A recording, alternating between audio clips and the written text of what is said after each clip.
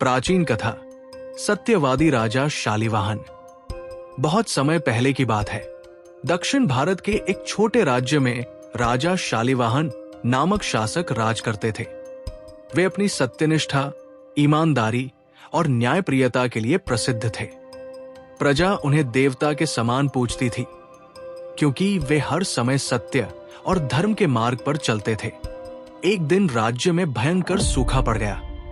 नदियां सूख गई, खेत बंजर हो गए और लोग भूख और प्यास से पीड़ित होने लगे। राजा शालिवाहन ने तुरंत अपने खजाने का द्वार खोल दिया और प्रजा की मदद करने का आदेश दिया। उन्होंने भोजन और पानी का प्रबंध करवाया और कहा कि कोई भी व्यक्ति भूखा न सोए। लेकिन सूखे की स्थिति लंबे समय तक बनी रही। राज्य के खजाने में धीरे धीरे धन समाप्त होने लगा। इस कठिन समय में राजा शालिवाहन ने प्रजा के कल्याण के लिए अपने महल के आभूषण और संपत्ति भी दान कर दी। राजा की परीक्षा।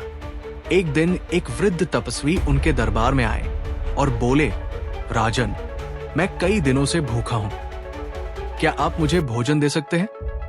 राजा ने कहा, हे ऋषिवर, मैं अपने खजाने और महल की सारी संपत्ति पहले ही प्रजा की सेवा में अर्पित कर चुका हूं, लेकिन मैं अपनी क्षमता के अनुसार आपकी सहायता जरूर करूंगा। यह सुनकर तपस्वी ने राजा से कहा, राजन, मैं आपकी सत्यनिष्ठा और त्याग की परीक्षा लेने आया हूं। यदि आप वास्तव में धर्मपरायण हैं, तो आप अपना सिंहासन छोड़कर मेरा आदेश मानेंगे।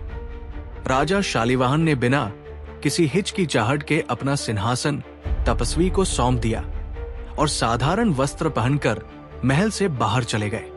देवताओं का आशीर्वाद। जैसे ही राजा ने सिंहासन त्यागा, तपस्वी ने अपना वास्तविक रूप प्रकट किया। वो स्वयं इंद्रदेव थे।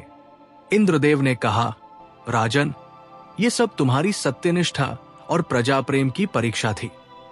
तुमने सिद्ध कर दिया कि सच्चा राजा वही है जो अपने कर्तव्यों के लिए सब कुछ त्यागने को तैयार हो।